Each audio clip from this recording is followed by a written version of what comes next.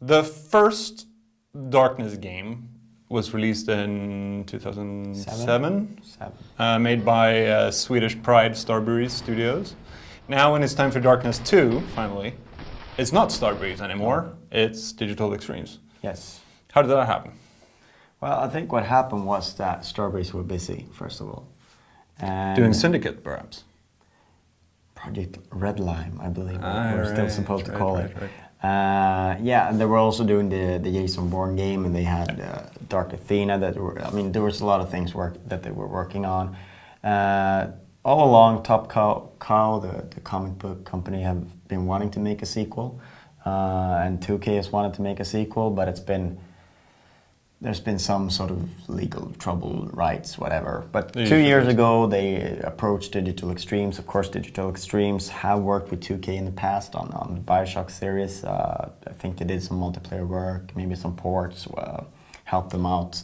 One of like 4 developers on Bioshock 2.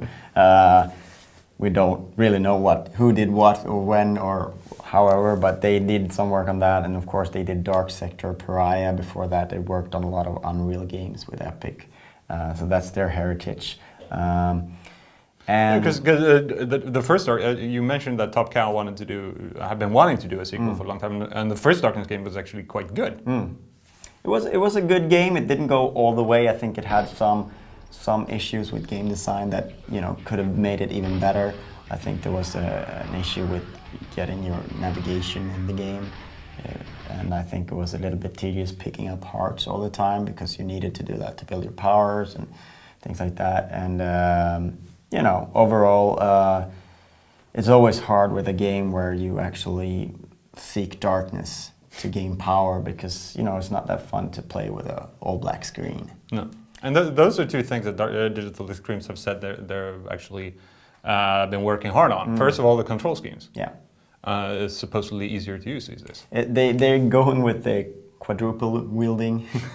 Basically, you have two tentacles, right, up here, and then you got 2 guns down there if you choose to go with 2 guns.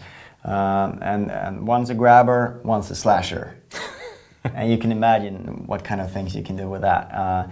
And of course, then you have the guns as well. So, and that's really, it really opens up the gameplay, and we got to see some spectacular stuff. Of course, there's going to be some executions and special kills like that as well. But, overall, perhaps an easier to grasp system and a little bit more gory and deliciously bloody and, dark. Which brings us to the Darkness. Yes. Which have also worked hard on. I think, darkness in the game, along with the new art style, which I shouldn't call it cel-shaded. I think in stills it looks a little bit cel-shaded. Yeah, it's kind of like a moving comic book kind of feel to it still. But when you see it in action, it doesn't look like a cel-shaded game. It looks more lively, sort of a realistic look, but with more exaggerated colors and a little bit like there's a faint outline to everything, but really just a little bit more full of color. And what happens when you go into darkness, you still see colors. It's not completely dark. Jackie is at home in darkness. That's his area of expertise. So thus the title of the comic. So they don't have to turn the lights down all the way. So you still get to see quite a lot of things. And instead, when you enter a light area, you'll be blinded. It will sort of work like if you move from a dark room into light, your eyes will hurt. You'll see it will be very bright. Yeah. So whenever Jackie moves into a lighted area, you will suffer as a player. You won't be as effective with your aiming and stuff like that. And you really need to take out the lights in order to be proficient in the game. And that of course is something that carries on from the first game, but it looks different, and I think it's a nice thing that you're doing there. And we've played way too many games where you're supposed to be in the dark and all you see is darkness. Yeah. And I don't think I need to tell any gamer that can be a frustrating experience. Yeah. So.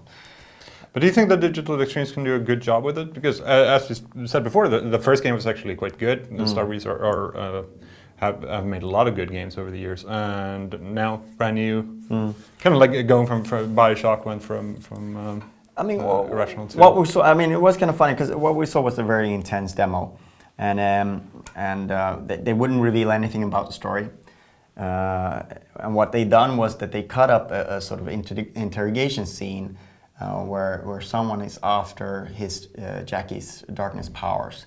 And in between those, you get to see action sequences. Some really like very much set pieces, like you get attacked in a restaurant and you get dragged away and you have to shoot off enemies coming at you. Yeah.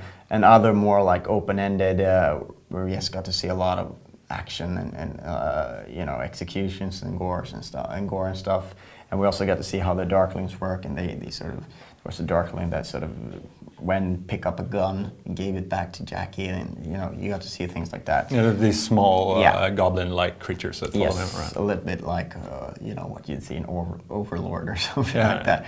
Very similar to that. But anyway, you know, it looked really nice, and what I really enjoy is the fact that they've basically taken the blueprint from Darkness, and then they've sort of tweaked and looked at things that where Starbreeze did something good, but perhaps didn't, you know, get all the way there in the game design, and you know, I think it's very promising. You know, I think that Digital Extremes have something to prove after, you know, their most recent efforts of their own.